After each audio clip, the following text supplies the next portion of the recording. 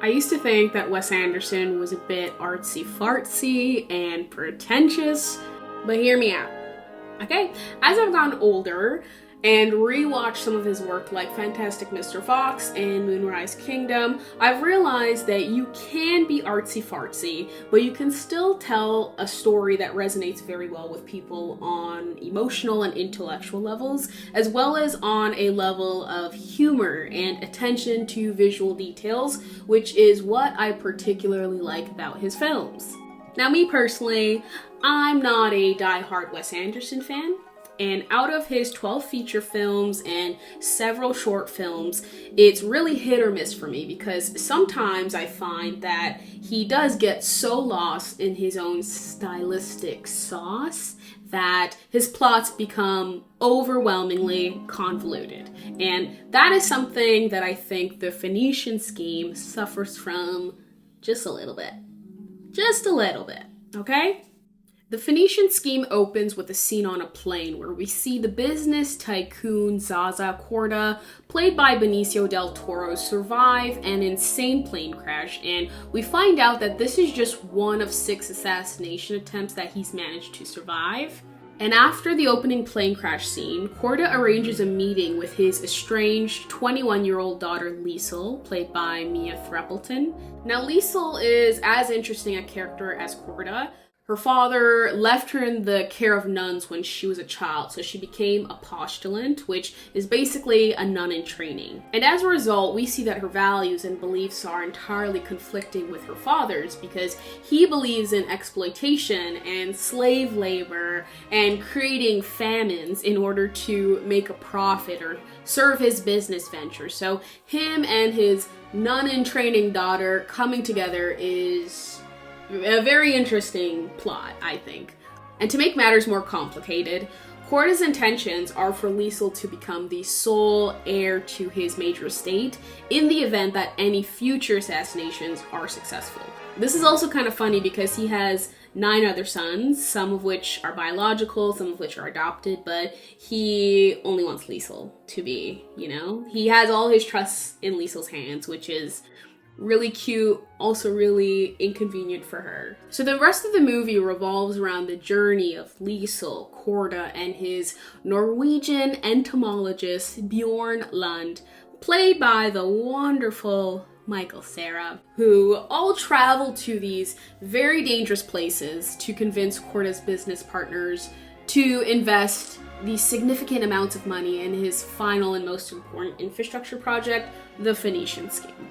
Now, was the Phoenician Scheme good? I think so. I liked it a lot, actually. I laughed really fucking hard to the point where my belly hurt, and it felt really joyful to just be in a theater laughing with strangers. And I say this because the last film I watched in theaters was Bring Her Back, and there was no fucking laughing going on in that theater because it was truly terrifying. So much so that I couldn't even bring myself to make a review about it. I obviously knew it would be scary going into theaters, but the Phoenician Scheme is hilarious. The jokes were very absurd, ridiculous, and awkward. So, in summary, very Wes Andersonian, I'd say. They say you murdered my mother. Who said that? They. That's what they say. I feel they need to address it. It's why I agreed to come here today. They say that. Well, forgive me. I know you're pious. It's a goddamn lie. I never murdered anybody's mother in my life. And in my opinion, it was a lot funnier than his previous 3 films. For me, one of my favorite gags throughout the whole film was the hand grenade thing, where Korda is just carrying a box full of hand grenades on his journey, citing them as being cheaper than bullets, and he goes on to just casually offer them to his business partners, who all happily accept them as though it were a piece of gum. And you really have to wonder what kind of weirdo thought of this. Hand grenades? That's so random. The Phoenician Scheme was also beautifully shot, of course. The very first washroom scene in particular is one of my favorite visual scenes in the whole film. From almost a bird's eye view, we see Korda sitting in the bathtub, eating eggs and reading as his servants attend to him after an assassination attempt. And it's really captivating, but not just because of the symmetry and the beautiful set design, but also because the washroom scene, like many others, really does tell its own story within the story. And in this case, the washroom scene serves as a tool to establish just how wealthy and bourgeois lifestyle Korda has. A few other things that I really loved about the Phoenician Scheme were the heaven sequences, where after a near-death experience, Korda would have these prophetic dreams about facing judgment in heaven. We got to see Bill Murray as God and Willem Dafoe as Knave, where I think he's acting as Korda's heavenly defense attorney or something like that. And the entire plot of these visions, I think, are to show us that even though Korda is morally questionable, he's not irredeemable. Tell me that's not fire. Tell me that's not, like something.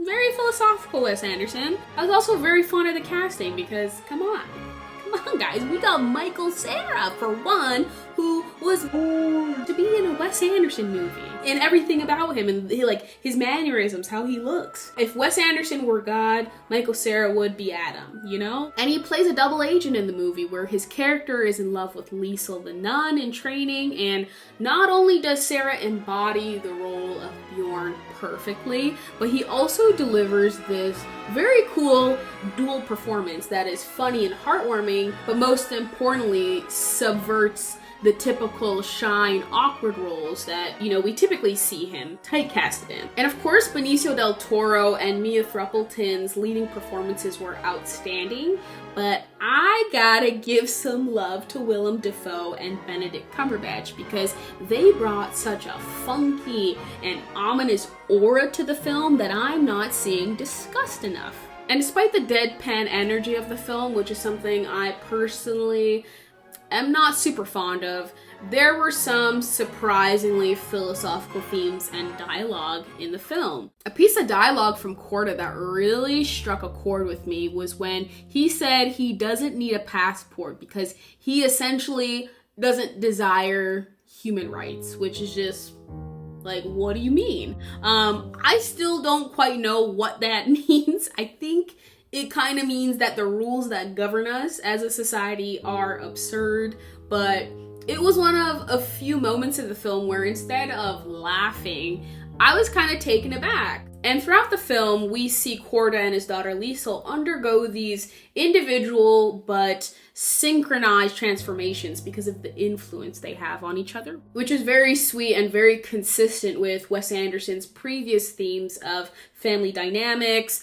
dysfunctionality, and, the profound impact that family can have on an individual. Towards the end of the film, we see Korda give up slavery, give up all his money, and dissolve his assets into self-funding the Phoenician Scheme. And he grows something of a heart. I think he becomes a little bit more human. Whereas Liesl realizes that although she loves God, there is a meaningful life outside of nunship or being a nun. I don't know. And all of this is further exemplified by the fact that, spoiler, while Korda isn't Liesl's biological father, they ultimately choose to be father and daughter to one another, which is very sweet, and it's more meaningful than just, the relationship being already determined and them just falling in line with that.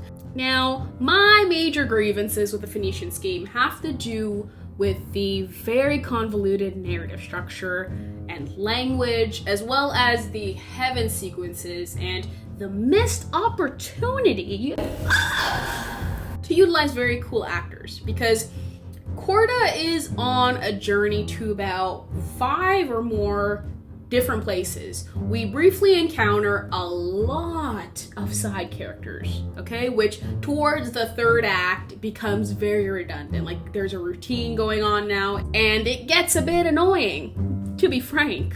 Okay? The scenes jump around a lot to different settings with different characters and different contexts, which for the most part is fun, but is also kind of exhausting and takes away from the heart of the film, which is the relationship that's being built between Korda and Liesel. You know, now I'm no stranger to the fast-paced, deadpan, and formally articulate dialogue that Anderson employs in a lot of his films, but in this case, it made the already complicated narrative hard to follow.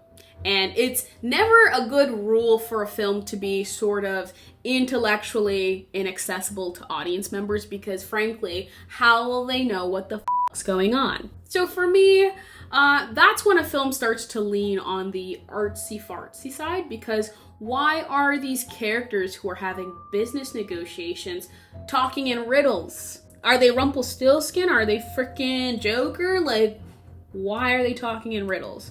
Why am I trying so hard to decipher what's going on? And then, you know what happens? We're on the next scene and I'm like, wait, why are we, like, what just happened?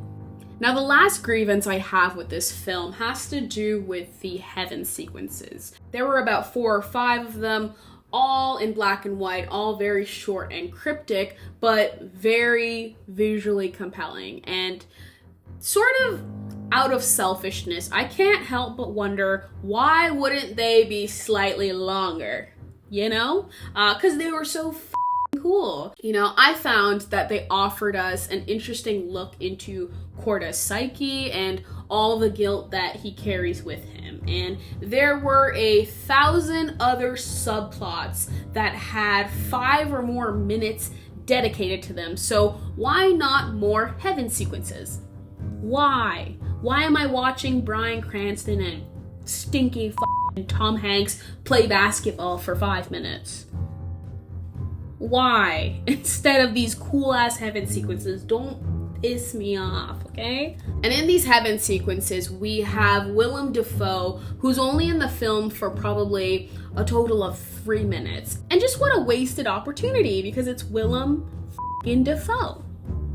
You feel me? Like, what?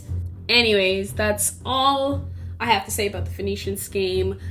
I liked it more than I didn't, and would probably give it 3.5 stars, maybe 4 stars after a rewatch with some subtitles, you know. But I am curious to know what others thought about the Phoenician Scheme and where it falls in your ranking of Wes Anderson films. For me, it's probably in the top 5, along with Fantastic Mr. Fox, The Darjeeling Limited, Royal Tenenbaums, and Moonrise Kingdom, or maybe Grand Budapest Hotel. And if one of those films I just listed are not in your top 5 Wes Andy ranking, then you probably need to see a doctor.